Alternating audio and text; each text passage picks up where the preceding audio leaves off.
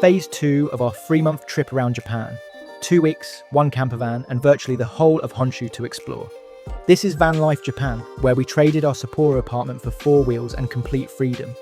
Active volcanoes, mountain temples, a traditional Ryokan with private hot springs. We even visited the Fukushima disaster site and a UFO museum. We drove from Tokyo to the mountains of Gunma, up to Akita and Morioka in the north, then back down the Pacific coast towards Tokyo again, covering over 2,000 kilometers in 14 days. In this video, we're breaking down the entire van life experience. Where we stayed, what we saw, the incredible places you can only reach by car, and what it all cost. There was so much to see and do throughout the trip, we had to plan what we were doing, where we wanted to be, and by when. Some days we were driving for 3 to 4 hours. This is Project Live A Lot, Van Life Edition, and honestly, I think this might be the best way to see Japan. Mountain shrines, volcanic parks, tiny onsen villages, coastal routes. These places require wheels. Plus, Japan has this incredible network of rest stops called Michi no Eki, where you can legally park overnight for free. They've got bathrooms, vending machines, sometimes restaurants, and they're everywhere. We flew Sapporo to Tokyo for £160, then picked up our camper van, a 2-week rental from Tokyo Campervans, who were fantastic by the way. After lots of research, we decided to go with them. The cost was £967.92. That's about £69 per day for accommodation and transport combined, which is actually pretty reasonable when you break it down. This excludes ETC toll roads and fuel, which we will cover at the end. Tokyo Campervans give you a full walkthrough of how everything works. The van sleeps 2, can be made into a table and chair area, and honestly, it's super cozy. First mission, get out of Tokyo and head toward Mount Fuji. Handbrakes are on the floor for some reason. They're foot brakes. I can't stop these indicators and these wipers.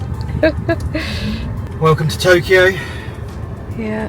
Hour and a half till we get to Lake Kawaguchi. Kawaguchi. Gucci. And then we'll be on our way to Fuji. Spend the night there. Woo. Excited. Yeah. Let's go.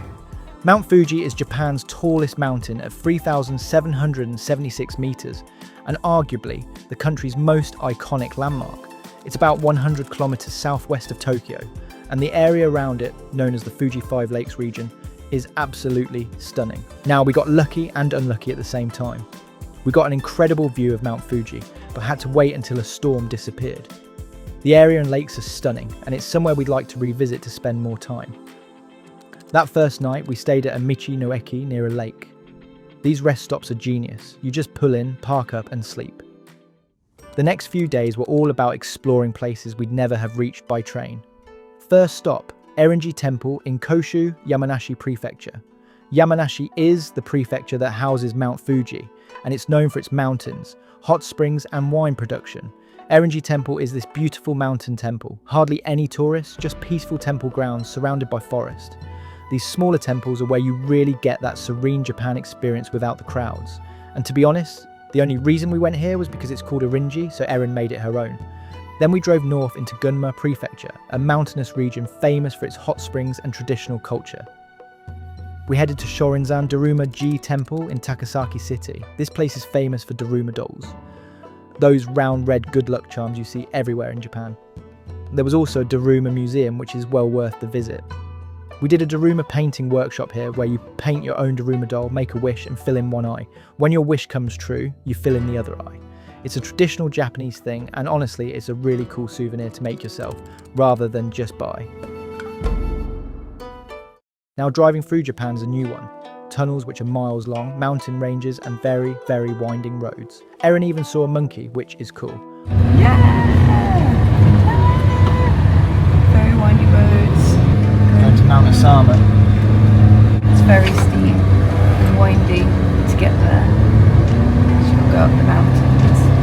Hiring a van made it easy, as worst case, we could always sleep in it, and it meant we didn't have to rush to our next place to visit. Next stop, an actual active volcano. Onyashidashi Volcanic Park in Tsumagoi village. This place is wild. It's basically a park built around hardened lava flows from Mount Osama, one of Japan's most active volcanoes, which last erupted in the 1780s. The landscape looks like another planet. Jagged black rocks everywhere, temples and shrines with a volcanic backdrop, and a fantastic view of the whole area for miles. Entry was £7.16, and we obviously got ice cream because you haven't lived until you've eaten ice cream next to an active volcano. From there, we drove to Kusatsu Onsen town, one of Japan's most famous hot spring villages. Kusatsu sits at about 1,200 meters elevation in the mountains of Gunma and has been a hot spring resort for over 1,000 years. The centerpiece is Ibaraki, literally hot water field. This massive natural hot spring in the center of town where mineral-rich water flows down wooden channels. The whole town smells like sulfur, steam's rising everywhere, and it's got this incredible traditional atmosphere. There is a temple at the top of a hill called Kusatsu Temple. The heavens well and truly opened at that time. Kusatsu is somewhere to visit and spend more time in the future, especially when it's not raining next time. A lot of people actually get a train here from Tokyo for a day or two, so even if you're just in Tokyo, it's possible to get to Kusatsu for a while to experience a traditional Japanese onsen. A Ryokan is a traditional Japanese inn, and this was easily one of the highlights of the entire trip. We stayed at a mikasa in Minakami, a small town in Gunma. We pushed the boat out for this one and booked a room with a private hot spring bath in our garden, tatami mat floors, and a multi-course kaiseki dinner that was absolutely incredible. The dinner alone was like 8 courses. Seasonal vegetables, fish, wagyu beef, sashimi, all beautifully presented. This is proper traditional Japanese hospitality. This is the kind of experience you can't skip in Japan.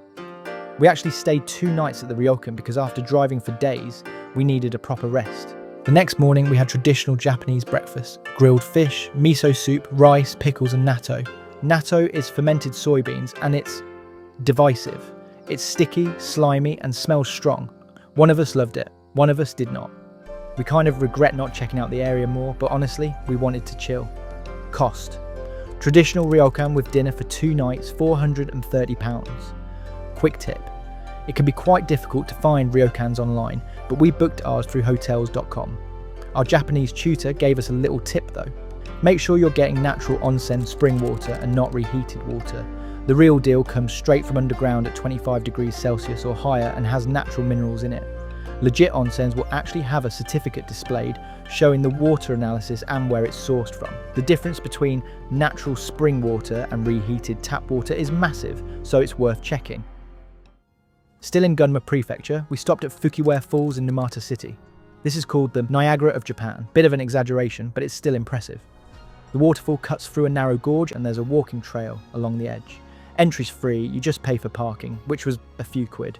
We then carried on driving until we wanted a break and came across this beautiful lake called Uno Lake. It was so peaceful. Loads of people fly fishing, which is pretty cool. We chilled for a bit, stretched our legs after a long drive and just enjoyed the place. Another area in the middle of nowhere we would live for sure. Now, Erin loves a small world, so we planned this in advance and it was on our route. This place is bizarre and brilliant. It's an outdoor park with scale replicas of famous world landmarks. The Eiffel Tower, Big Ben, the pyramids, the Statue of Liberty, all in miniature. There are over 100 structures and they're incredibly detailed. You can even put some coins in to watch mini performances, like tiny musical shows with model figures. Is it touristy? Yes. Is it fun? Also yes. Still in Tochigi Prefecture, we went up Mount Chaosu in Nasu. Nasu is a highland resort area in northern Tochigi, famous for its hot springs and volcanic landscapes. You take a ropeway, cable car, up to about 1,700 meters, then hike the rest to the summit. The views from the top are incredible. You can see across multiple prefectures on a clear day. We were meant to take the ropeway down, but accidentally walked past the turning, so had to hike the full descent back down, which took a couple hours. Someone wasn't best pleased, but there's nothing an ice cream won't fix. Later that day, we crossed into Fukushima Prefecture, a large mountainous region in northern Honshu, known for its natural beauty, hot springs, and unfortunately, the 2011 nuclear disaster. We stopped at the Ino International UFO Lab. Yes, a UFO museum. Now I love aliens and UFOs and I am a true believer, so this museum was something special. It's this small museum full of UFO sighting reports, alien models, conspiracy theories. It was perfect. If you walk to the top of the hill, it's where an apparent UFO was sighted. You get some cracking views too.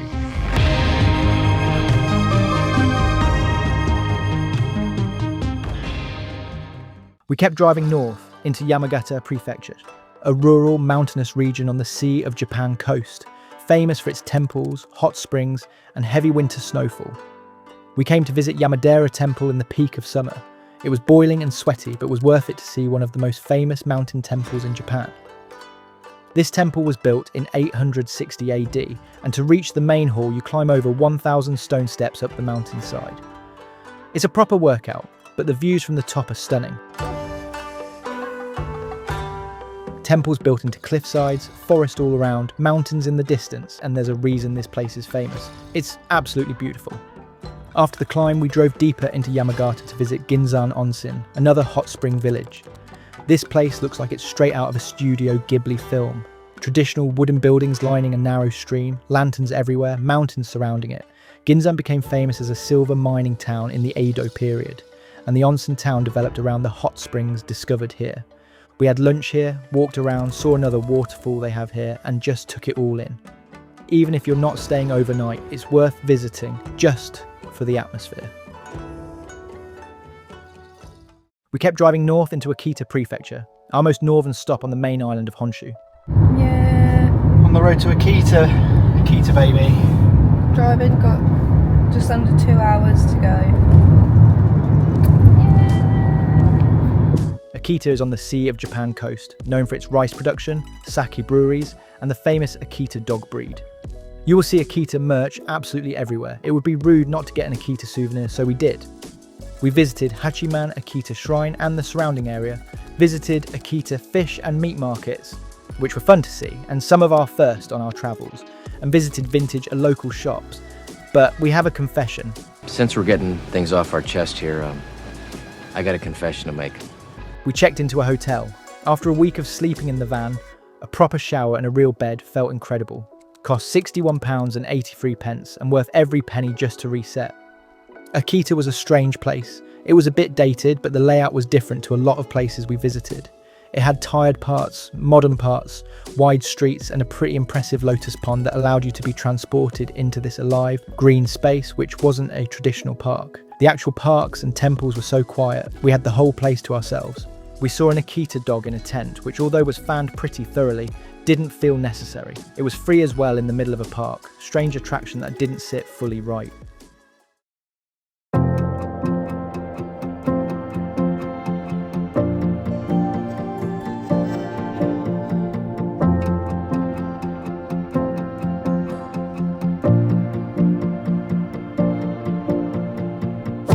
The next day, we drove to Lake Tazawa in Senboku, the deepest lake in Japan at 423 meters. There's a famous golden statue of Princess Tatsuka on the shore. A local legend about a woman who was transformed into a dragon to protect the lake. The lake itself is this deep, almost unnatural blue colour. The temple on the water, along with the giant torii gate, really felt like Japan. It was what we had seen in the photos, what we had seen in videos we watched, and to finally get there and feel it for ourselves was pretty cool, I must say. That night we checked into another hotel in Morioka in neighbouring Iwate Prefecture because it was my birthday and we kind of got a taste for the hotel life. We went all out for dinner, Japanese barbecue including Wagyu beef and pork tongue. Pork tongue sounds weird but it's actually delicious. Tender, slightly chewy, grilled with salt and lemon, and the Wagyu melts in your mouth. A very good happy birthday meal.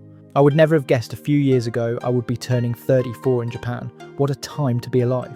The next morning we explored Morioka City, the capital of Iwate Prefecture. Iwate is a large mountainous prefecture on the Pacific coast, known for its natural scenery and historical sites. We visited the castle ruins, saw the rock-splitting cherry tree, which is exactly what it sounds like, a 400-year-old cherry tree growing out of a boulder. Morioka was super quiet again. Lots of shrines and temples to see, and even a castle ruins. A couple of cool restaurants, shopping streets, some historic attractions. Worth a visit for sure if you're in the area. We drove the Pacific coastal route, which is stunning. Jogatama Beach hit different. At first, it's all serene vibes. White pebbles, crystal water, the whole postcard thing. Then you clock the warning signs. Bears, tsunamis. But honestly, the wind was the real main character that day, absolutely going off. We powered through anyway, hiked up to the viewpoint and just stood there taking it all in. Then we posted up on the beach, watching locals toss food to the seagulls. They even attacked a boat that was out there.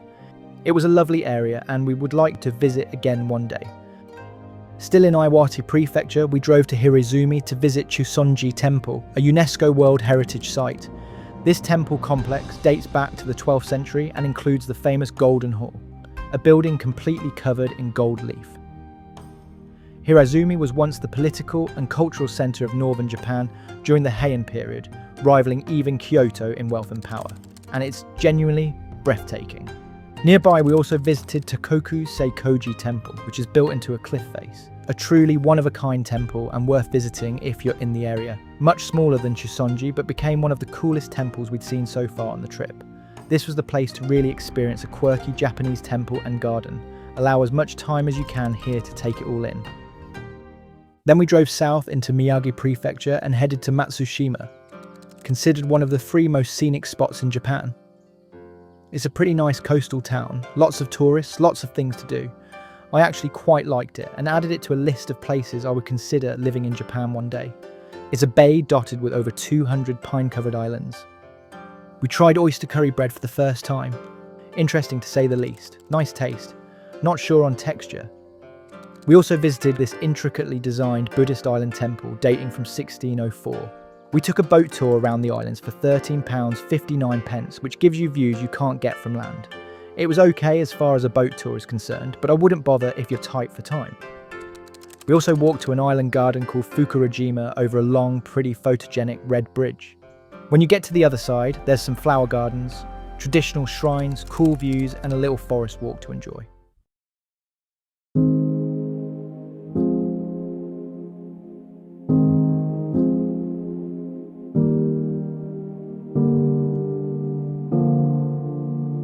This next part was heavy but important. We drove back into Fukushima Prefecture to visit the disaster memorial sites from the 2011 earthquake, tsunami, and nuclear meltdown. The coastal area of Fukushima was one of the worst affected by the tsunami, and the Fukushima Daiichi nuclear power plant disaster created an exclusion zone that's only recently started to reopen. First, we went to the Fukushima Disaster Memorial Museum in Futaba Town, right in the heart of the former exclusion zone. This museum documents everything that happened: the earthquake, the tsunami wave, the nuclear plant failure, the evacuation. It's incredibly well done and deeply moving. We were really impressed at the level of detail the museum provided. It was extremely thorough, and we're so glad we went. Then we visited Ukedo Elementary School in Nami Town, which has been preserved exactly as it was after the tsunami hit. The building is partially collapsed, debris everywhere, a stop clock showing when the wave struck. It's a sobering reminder of what happened here.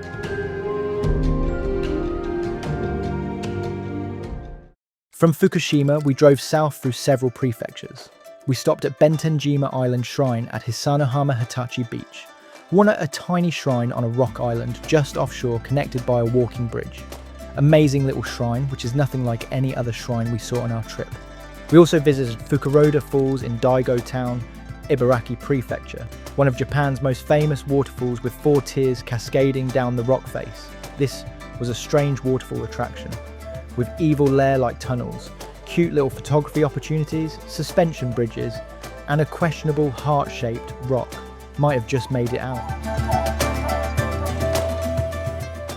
As we got closer to Tokyo, we started hitting more traditional sites in Ibaraki Prefecture, the region directly northeast of Tokyo, known for its gardens, shrines, and natural scenery.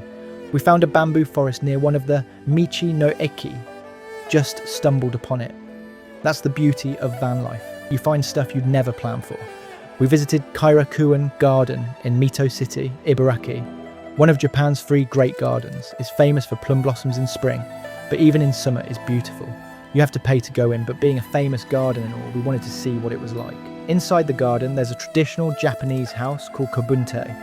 You can pay to see inside, and we were so close to saving some money, but decided to go for it, and it was such an authentic experience. We're really glad we did it. Once inside, you can visit a tea room where we tried traditional sweets and tea. Plum cake, rice pudding drink, matcha tea, and plum soda.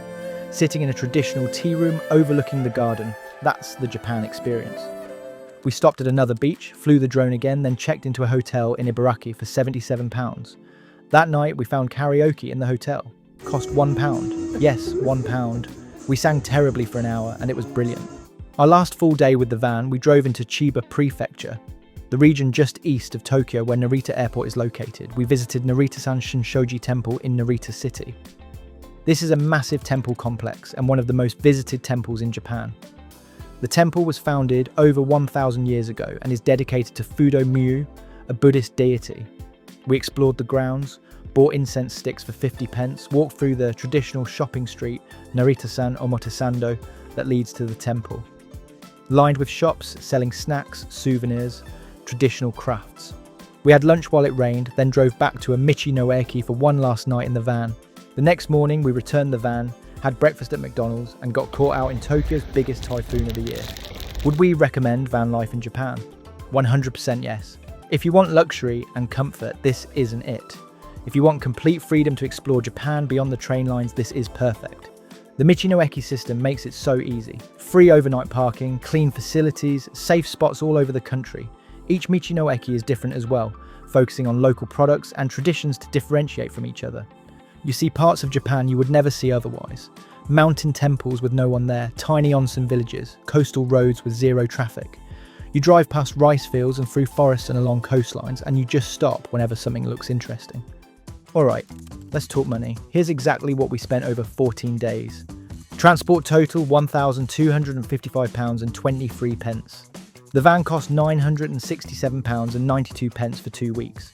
If you split that with the nights we didn't pay for hotels, we basically had accommodation and transport for about £69 per day total.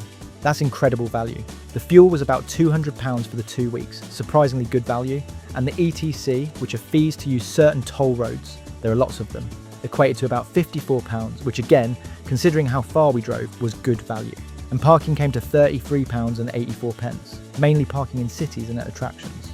Again, Tokyo camper vans were great. I have hired vans from companies before and been stung before, so working with these guys without a problem was great. Not an ad, by the way, just a recommendation. Accommodation Ryokan in Kusatsu, 2 nights with meals. £430.47. Hotel in Akita, £61.83. Hotel in Morioka, £67.01. Hotel in Ibaraki, £77. Accommodation total, £636.31. Activities and entry fees. Activities total, £132.28. Restaurants and bars, £276.68. Groceries and convenience stores, £146.44. Shopping and souvenirs, £56.62. Laundry, £6.62. Grand total, £2,510.18 for 2 people for 14 days. That's about £179 per day for 2 people, or £89 per person per day, including the van, fuel, tolls, accommodation, all activities and food. The beauty of van life is flexibility. Want to save more? Sleep in the van every night and cook your own meals. And if you want more comfort, occasionally stay in hotels to have a comfortable bed and proper shower. The worst thing about van life, especially over summer, was how hot it got in the van overnight and in the early morning. Something to bear in mind. Van life in Japan was one of the best decisions we made on this trip. It gave us freedom, flexibility, and access to places we'd never have seen otherwise. We drove over 2,000 kilometers, stayed in everything from a luxury Ryokan to rest stop parking lots, climbed mountains, visited disaster sites, ate amazing food, and saw a side of Japan most tourists never experience. If you're planning a Japan trip and want to go beyond the cities, seriously consider renting a van. The Michi no Eki system makes it easy, the roads are excellent, and you'll have complete control over your journey. This was video 2 of 7 of our Japan series. In our next video, we're setting up base in Tokyo for 2 weeks and could not be more excited. But these 2 weeks on the road, they were the absolute highlight of our 3 months in Japan. If this helped you plan your own van life adventure, hit that like button. We left the UK in June 2025 to live a better life, to see the world. We watched videos like this which inspired us to make the decision to slow travel and experience as much as we can to learn more about ourselves and more about the world. If this helped or made you want to visit, please hit the like button and subscribe to help us build an audience and inspire more people around the world to take the leap. Subscribe if you want more Japan, and we've still got months of this to share. Follow our Instagram to see daily reels of where we are and what we're doing. These YouTube videos are being uploaded 3 to 6 months after we visited, so you can see more live day-to-day stuff there. And comment, seriously, have you travelled Japan in a van? Are you planning to go? What are we missing? What should we do next time? We read everyone. Thanks for watching. Thanks for being here. It's really appreciated. Tokyo's next. See you there.